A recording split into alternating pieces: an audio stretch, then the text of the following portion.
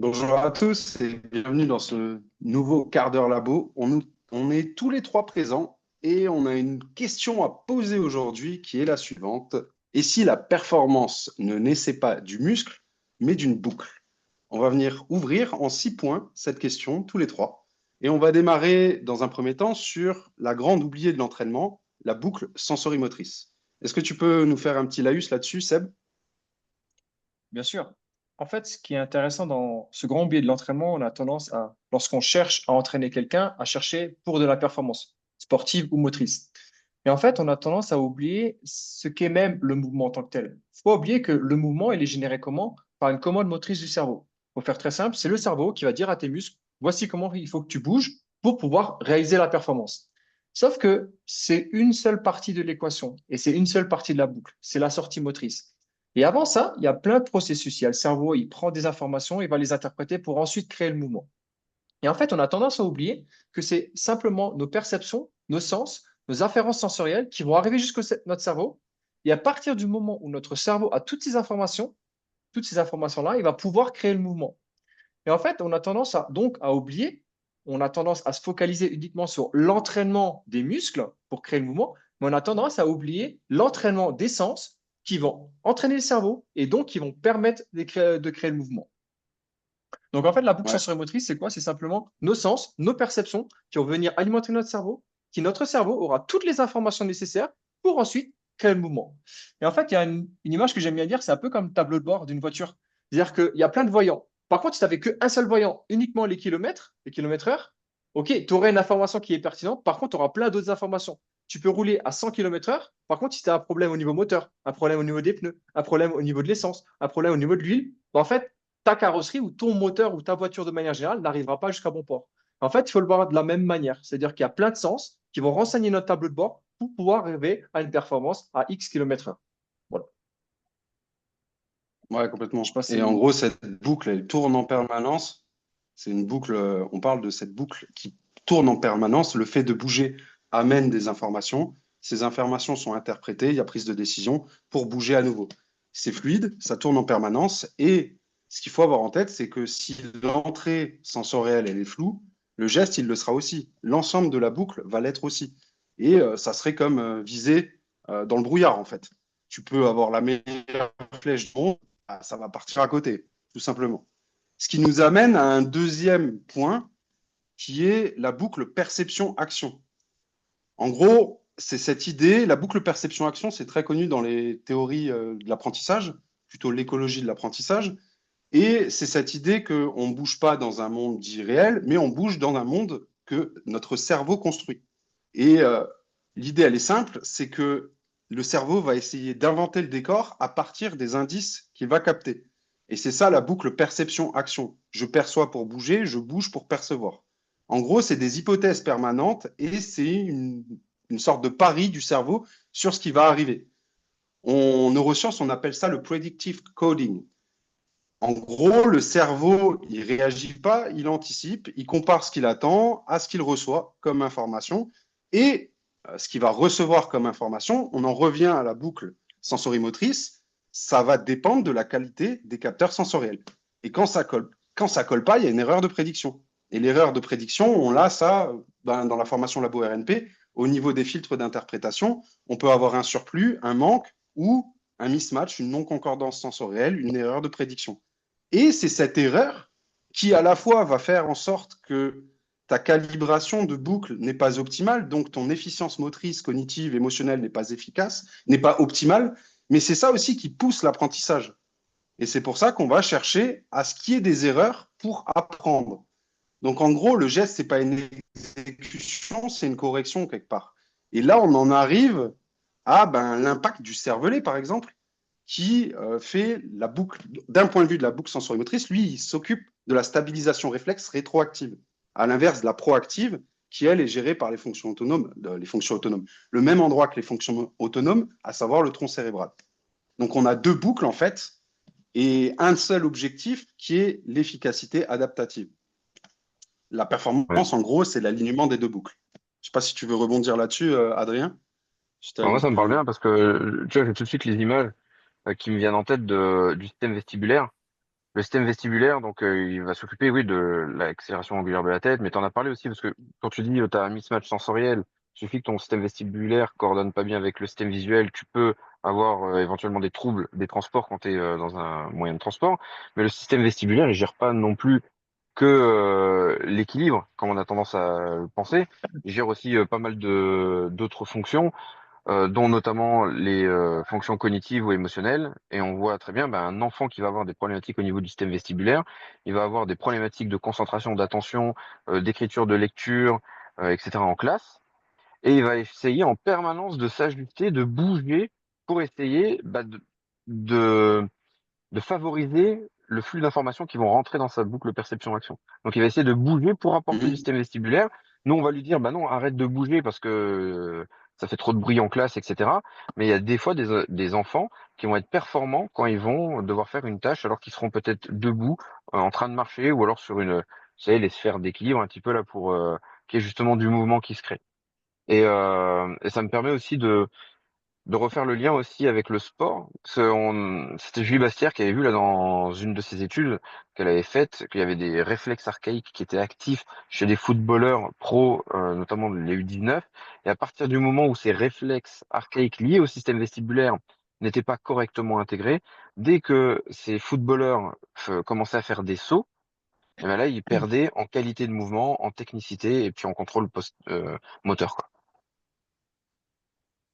Ouais, c'est intéressant. Et on sait que si tu regardes le système vestibulaire, comment il est branché dans le tronc cérébral, avec les noyaux vestibulaires, les choses comme ça, ben, tu te rends compte que le système vestibulaire, il a une grande part sur le tonus des extenseurs et l'activation du tonus des extenseurs. Donc c'est là où l'idée, elle est simple, c'est qu'on peut avoir cette porte d'entrée par les réflexes archaïques à se dire, OK, on va utiliser une réflexion autogénétique sur la calibration du système vestibulaire. Et notre objectif, il est simple, c'est juste d'avoir un système vestibulaire qui fonctionne à 100%, voire même plus.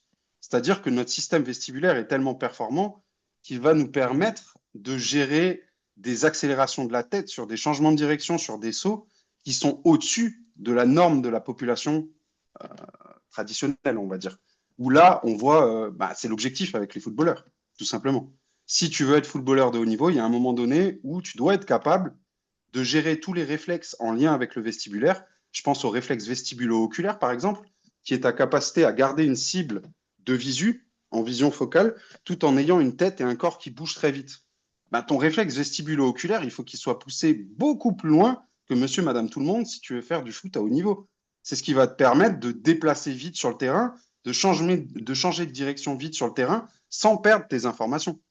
Et là, on parle du foot parce qu'il y a des études qui sont sorties dans le foot, merci à Julie Bastière, mais c'est le même principe dans les sports de raquettes, dans les sports de combat et dans en fait tous les sports où il y a une prise d'information, Corpo, ouais, prise d'information avec un corps qui bouge vite en dessous. Et il y a un moment donné où, à l'interface entre cette boucle sensorimotrice et cette boucle perception-action, les deux, c'est comme un orchestre, les deux doivent bien travailler ensemble. Si le violon, il joue juste, mais que la batterie, elle est en retard, la musique, elle est désaccordée, tout simplement.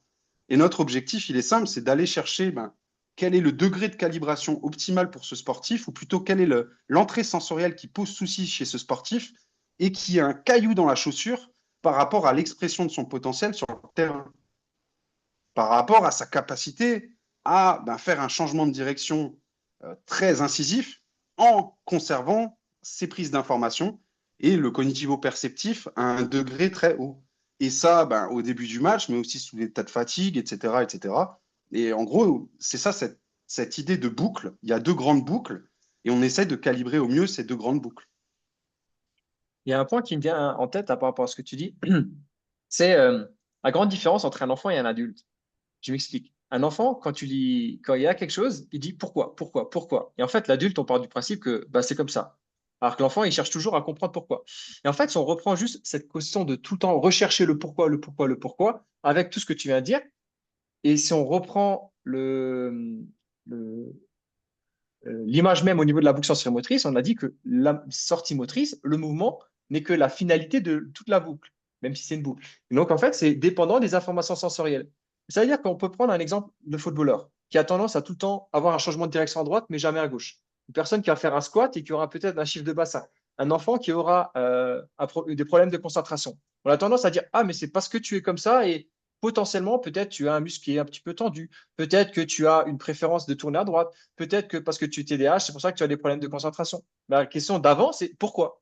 Et en fait, le pourquoi, ça a un peu le même transfert au niveau des entrées sensorielles. Est-ce que tout est bien calibré? Et ça me fait l'exemple, j'avais un footballeur quand j'avais fait un bilan il y a quelques années de ça, qui était pro. Et en fait, il avait une tendance, il était milieu de terrain, il avait une tendance à tout le temps tourner du même côté. Et en fait, ce qui est intéressant, dans son bilan, on avait vu qu'il y avait une immaturité sensorielle de l'ensemble de l'autre côté. Donc en fait, il faut le voir comme une carte qui est un petit peu plus floue côté gauche. Donc pour ceux qui écoutent en podcast, côté gauche. Donc s'il y a une carte qui est un petit peu floue, ton cerveau, on a dit tout à l'heure qu'il prédit. Et comme c'est flou, il ne sait pas quoi prédire. C'est comme s'il y avait du brouillard à gauche et à droite, c'est totalement net. Si c'est sécuritaire pour toi, il va aller vers ce à quoi il connaît. Donc, il va tout le temps tourner à droite. Par contre, si à gauche, c'est brouillon, c'est flou, bah, il ne va pas trop y aller. Du coup, en fait, ça va entrer des chaînes de compensation où à un moment donné, il va tout le temps tourner à droite. Et si tu as une grille de lecture par rapport à un adversaire ou par rapport à des compensations musculaires, etc., bah, en fait, tu dis, il tourne toujours à droite. Pourquoi? Non pas parce qu'il a une préférence ou parce qu'il veut tout le temps tourner à droite, c'est qu'il n'a pas les possibilités, n'a pas les capacités de tourner côté gauche. Et c'est ça que c'est important. Adrien, tu parlais tout à l'heure de concentration. Le- la personne n'a peut-être pas des problèmes de concentration. Elle n'a juste pas les outils nécessaires pour calmer, pour se calmer et pour avoir de la concentration. Et c'est pour ça que c'est important d'aller tout le temps à l'origine du pourquoi, du pourquoi, du pourquoi. Et en fait, ça commence à l'origine même du mouvement et surtout de la sortie motrice. Parce qu'on parle de mouvement, on parle de cognition et d'émotion. Mais qu'est-ce qui se passe avant? Et en fait, l'objectif étant simplement de venir, qu'est-ce qui se passe dans l'étape d'avant? Et ne pas se contenter, c'est comme ça. Et rester sourd, entre guillemets, du symptôme. C'est aller au-delà. Qu'est-ce qui a créé ce symptôme? Qu'est-ce qui a créé cette chaîne de compensation? Qu'est-ce qui a créé cette adaptation? Et pour ça, il faut que tu passes à l'étape d'avant. Voilà, c'est ce que ça m'a Ouais, fait un peu popper par rapport à tout ça.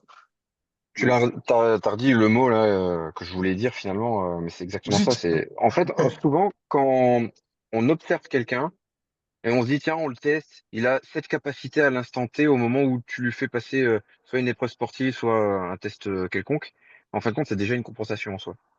Et ce qu'il faudrait, c'est aller chercher au-delà de cette compensation, parce que comme le cerveau, il est purement prédictif, il va aller là où il sait qu'il doit aller, parce qu'il va faire un calcul en se disant, bah tiens, c'est peut-être plus sécuritaire pour moi de faire ça de cette manière. Ça me rappelle un gymnaste qu'on a croisé tous les trois, et qui nous disait tout le temps, mais quand lui fait des vrilles, il y a un moment dans sa vrille, il y a un endroit où il sait qu'il ne peut pas aller, parce que sinon, bah, il perd l'équilibre. Donc, qu'est-ce qu'il fait? Ben, il n'y va pas. Et donc, en fin de compte, tu vis autour de compensation, mais tu t'évites de faire certaines techniques, certains mouvements que tu sais qui vont t'entraîner dans le moins bon. Malheureusement, quand tu es compétiteur, ben, il faudrait que tu sois capable de faire tout ce qu'on te demande, quoi. Ouais, carrément. Et donc, du comment nous, on fonctionne d'un point de vue très pratique sur le terrain pour le comprendre. Tout le monde connaît la biomécanique. Quand on analyse une activité sportive, on utilise la biomécanique de manière à savoir qu'est-ce qui se passe sur le terrain. Ça, c'est ce qu'on a fait tous les trois début des années 2010. En sortant de Master Stabs, toi, Adrien, tu étais déjà sur le terrain en tant que prépa physique, et on a toujours d'ailleurs cette grosse lentille biomécanique d'analyse du mouvement. Ce qui est intéressant, c'est que la biomécanique va te permettre de connaître le fonctionnement biomécanique de la personne en face de toi. Il y a un autre fonctionnement, ou plutôt quand on reprend les différentes boucles dont on a parlé, il y a la boucle perception-action. Je bouge pour percevoir et je perçois pour bouger. La biomécanique, c'est le mouvement, c'est bouger. Ce qui est intéressant, c'est que on a également le vestibulaire, tout ce qui va concerner la somesthésie et tout ce qui va concerner le système visuel, qui pourrait s'apparenter à de la neuromécanique. Donc en réalité, nous, ce qu'on fait avec la RNP, c'est que d'un côté, on a la biomécanique qui nous informe sur une problématique de mouvement, et on vient lier ça avec de la neuromécanique. Donc, à savoir qu'on a une seconde lentille d'analyse dite neuromécanique, avec des programmes de développement physique, au même titre que du développement de la force max d'un groupe musculaire parce qu'il a besoin de force max, parce qu'il a besoin de travailler sur du RFD ou quoi que ce soit. En fait, il y a une compétence qui est la compétence d'équilibre, et c'est tout simplement le développement de la qualité physique de l'équilibre qui passe par le système vestibulaire. La conscience de son corps dans l'espace et dans le temps, c'est le développement, au même titre qu'une autre qualité physique, de la proprioception et de la somesthésie au sens large. Et la compétence de savoir capter les informations autour de toi, qui est le sous-bassement du perceptivo-cognitif, c'est l'entraînement de la vision sportive. Et en fait, la RNP, qu'est-ce qu'on fait? On a cette boucle perception-action, où en fait, début 2010, les cours de Master Staps et la biomécanique, on On y est passé. Mais on était face à des murs sur certains sportifs, sur monsieur, madame, tout le monde face à certains cas, sur des enfants, etc. Et on a cherché un peu plus loin. Et cette recherche nous a amené tout simplement à avoir cette lentille neuromécanique d'analyse avec des programmes de développement qui sont au même titre que le développement des autres qualités physiques. Et on se situe à cette interface et on cherche à choper en fait le bon outil au bon moment parce que ouais, peut-être que le renforcement, ben, ça va pas faire le boulot si tu es face à une problématique d'ordre vestibulaire. Ouais, dis-moi, Adrien. Mais un gros truc, je pense que peut-être une des choses qui nous bloquait beaucoup avant, c'est bon, on n'avait pas cette lecture neuro, certes, mais on avait aussi ce gros apprentissage qui date de plusieurs générations sur les théories des apprentissages. On te disait, OK, t'es pas bon dans ce mouvement, qu'est-ce que tu vas faire? Bah, tu vas le répéter, et tu vas le répéter, et tu vas le répéter. Répète. Le problème, c'est que tu es en train de Oui, répéter une compensation en permanence. Et je vais reprendre l'exemple des enfants où on va leur dire, t'écris pas bien, bah tiens, tu vas quand même, on va s'entraîner à réécrire. Ouais, mais peut-être que le problème, il est pas là. On est en train, encore une fois, d'appuyer là sur ce que Sébastien disait tout à l'heure, le côté symptomatique, mais qui est déjà une compensation. Donc, il faut essayer de trouver la voie de la perception. Pourquoi ce schéma moteur n'est pas bon, plutôt que d'essayer de s'entêter à aller changer quelque chose qui est déjà une compensation. Je passe la balle à exact. Sébastien. Ouais, il y a deux choses qui me viennent. C'est un par rapport à ce que tu as dit et un par rapport à ce que Romain a dit. Donc, je me suis noté. Par rapport à ce que tu disais, justement, effectivement, répéter, etc., c'est pas forcément bon. Je dirais même que c'est pas bon, étant donné que tu peux répéter une compensation. En fait, le cerveau, étant donné qu'il est prédictif, il va préférer un malheur ou une dysfonction certaine à une performance incertaine. C'est-à-dire qu'une compensation, par exemple, chiffre de bassin, un défaut de concentration, etc., c'est quelque chose que le cerveau, il connaît. Même si c'est pas optimal pour lui, il connaît et il va préférer ça qu'une performance incertaine, quelque chose qu'il ne connaît pas. Parce que par définition, si c'est incertain, il ne va pas pouvoir le prédire. Alors que le cerveau, c'est un organe prédictif. S'il n'arrive pas à prédire, bah, il va faire quelque chose qu'il connaît, même si c'est incertain, même si ça va créer des tensions, même si ça va créer des douleurs, même si ça va créer, il connaît, c'est moins pire que quelque chose qu'il ne connaît pas. Ça, c'est la première chose que je voulais dire. Et la deuxième, j'ai bien aimé ce que tu as mentionné, Romain, effectivement, et qu'on a tendance à oublier qu'on fait, entre guillemets, de la neuro, des réflexes archaïques, c'est que c'est une boucle. C'est-à-dire que oui, il faut entraîner l'essence, mais il faut également entraîner le mouvement. Et c'est pas juste l'essence, c'est pas juste des réflexes, c'est pas juste du système sensoriel. C'est une programmation entre des sens, mais également du moteur, parce que c'est une boucle. Et en fait, il faut le voir, encore une fois, je prends l'exemple de la voiture, je sais pas, ça me parle bien. C'est comme un mec qui va s'intéresser uniquement au développement du moteur. Donc, il veut passer du V6 au V8 ou du V8 au V10, etc. C'est bien. Donc, tu développes le moteur même de l'athlète. Sauf qu'à un moment donné, si tu développes le moteur d'une voiture, il faut que tu mettes des freins en conséquence. Rouler à 100 km/h, rouler à 250, c'est pas la même chose. Il faut que tu adaptes tes freins. À un moment donné, il faut que tu adaptes également la carrosserie. Il est un petit peu plus lourd, un peu plus léger, tu vas mettre en carbone, etc. En fait, il faut voir la même chose. Tu ne vas pas faire juste calibrer des freins d'un côté et des moteurs de l'autre. À un moment donné, tu as un athlète devant toi, tu vas faire les deux. Tu vas améliorer le moteur et toutes les adaptations que ça va demander, les freins, le tableau de bord, etc. Avec un athlète, c'est pareil. Tu vas à la fois développer les qualités physiques, mais en même temps, tu vas développer son système sensoriel. C'est pas l'un ou l'autre. C'est juste tu travailles avec un être humain qui, de toute façon, va prendre des sens, va les interpréter et va créer du mouvement. Si tu t'intéresses à améliorer le mouvement, pourquoi tu ne t'intéresses pas des étapes d'avant? En fait, il faut juste prendre la personne dans sa globalité. Il fonctionne comme ça, bah, prend toutes ces informations-là pour développer son plein potentiel. Et qu'on a tendance à généraliser, je fais juste du mouvement, ou alors je fais juste des sens. Non, c'est les deux. Parce qu'à un moment donné, tu travailles avec un être humain que de toute façon, il va prendre les deux. Voilà. Hmm. Ouais, complètement. Et donc, on en revient à cette idée que, ouais, on est sorti fin 2000 de Master Staps et on a commencé à bosser dans ces années-là. On a commencé au départ sur tout ce qui était biomécanique. On a maîtrisé, je pense, ce sujet-là, début 2010.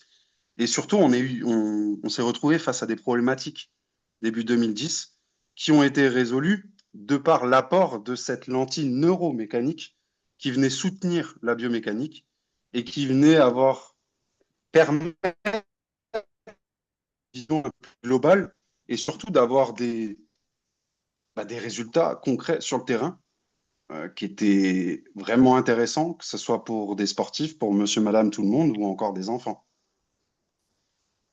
Ouais. Ouais. C'est Parce qu'on s'intéresse à En l'humain avec un apportant grand des, H. ouais, en apportant des choses qu'on ne faisait pas avant, parce que faire tout le temps la même chose en attendant un résultat différent, ça marche pas.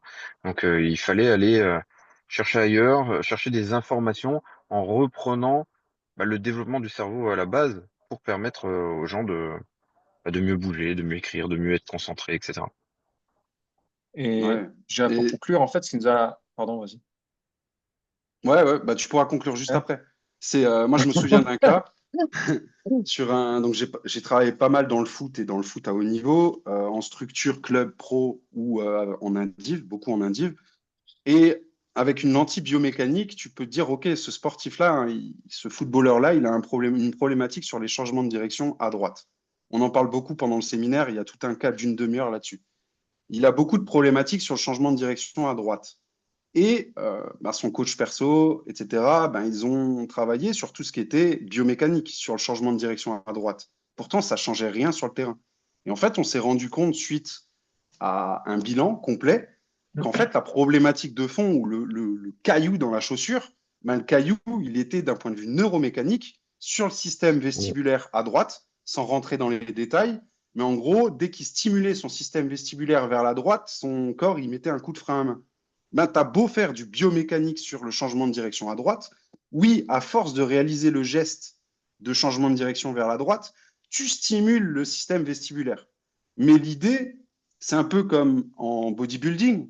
Si tu as une problématique X ou Y et que tu ne viens pas l'adresser de manière précise et que tu restes sur du polyarticulaire, tu auras peut-être une régulation au fur et à mesure, mais tu as grande chance que ta compensation, elle reste et que tu tapes à côté. Là, c'est un peu le même principe. Mm. À partir du moment où on a commencé à adresser de manière analytique, d'un point de vue neuromécanique, avec une programmation d'entraînement comme de la prépa physique, comme le développement des qualités physiques, sur le sens qui est l'équilibre, le développement de la qualité physique, de l'équilibre pour ce joueur-là, il y a beaucoup de choses qui se sont développées et d'un coup, ça a soutenu le travail biomécanique et de développement de force, de RFD, etc., du changement de direction vers la droite. Donc l'un aide l'autre. Et Je j'amène suis Seb à presque conclure. Mais je suis presque d'accord et pas d'accord en fait, juste Mmh, un petit point là-dessus, parce que je suis d'accord sur mmh, le fait que des fois quand tu vas travailler sur la technique, au bout d'un moment, peut-être qu'on va réussir à créer quelque chose si on n'a pas créé de la blessure ou qu'on n'a même pas été trop lent dans la progression. Mais si mmh, tu prends ça, on a quand même travaillé avec des mecs qui faisaient du tir, c'est du tir sportif ou du tir professionnel, mmh, etc. Et si tes yeux, ils n'ont pas la capacité de faire un certain mouvement, que ce soit une saccade, une vergence, t'as beau l'entraîner au tir, ça reviendra pas. Là, tu es obligé non. d'aller chercher le capteur qui est défaillant. Et surtout, C'est- ça va même être magnifié en situation de stress. C'est ce qu'on a vu. Exactement, ouais. Et du coup, la compensation, tu vas toujours tirer du côté de l'œil qui voit le mieux. Dévisser du côté de l'œil où tu vois le mieux. Ah, ça, c'est pareil avec les études Comme dans au la vie. basket. Hmm. Vas-y, Seb, pardon. Vas-y, Du Seb. coup, non, mais en fait, c'est bien parce que du coup, ça m'a permis la même conclusion, ça fait la même chose parce que je me suis pris des notes. En fait, ce qui est intéressant, même si ça fait aujourd'hui plus de 15 ans qu'on fait de la neuro, ou qu'on utilise la neuro dans nos entraînements, dans nos suivis, dans nos bilans, etc., en fait, c'est surtout, c'était pas par effet de mode, c'est surtout parce que ça nous a aidé à aider nos sportifs pour des problématiques, peu importe lesquelles c'est. Ça peut être des problématiques au niveau du changement de direction, au niveau des tensions de l'épaule, au niveau du tir, etc. C'est que c'est non pas une science infuse, mais c'est surtout quelque chose qui nous permet de réguler des problématiques et enfin avoir plus de réponses à des questions permises par l'entraînement. Donc en fait, c'est surtout ça que je voulais dire. Donc en fait, Mais c'était parce que pas de toute juste façon, j'ai on est envie des de gens faire de la neuro, terrain. c'est juste que j'ai pas eu le choix d'avoir de m'y intéresser parce que j'avais des problématiques où l'entraînement classique que je connaissais, qu'on m'avait appris, que j'ai fait des recherches, ne m'apportait pas les réponses auxquelles j'avais avec les sportifs. Du coup, j'ai pas le choix d'aller chercher d'autres choses. Et c'est comme ça qu'on a été s'était rencontrés à travers différentes formations. C'est comme ça qu'on s'est Ouais, rencontrés mais parce parce que que finalement, on a eu des problématiques. On se dit, merde, qu'est-ce que je fais? Tiens, l'entraînement classique que je connais, qu'on m'a appris, marche pas. Ben, je vais chercher autre part, qu'est-ce qui peut marcher? Voilà. Parce qu'on a eu ce feedback que les nouvelles générations n'ont pas, parce que maintenant les gens ils sont en STAPS et ils sont déjà préparateurs physiques sur Instagram, et ils donnent des conseils à tout le monde.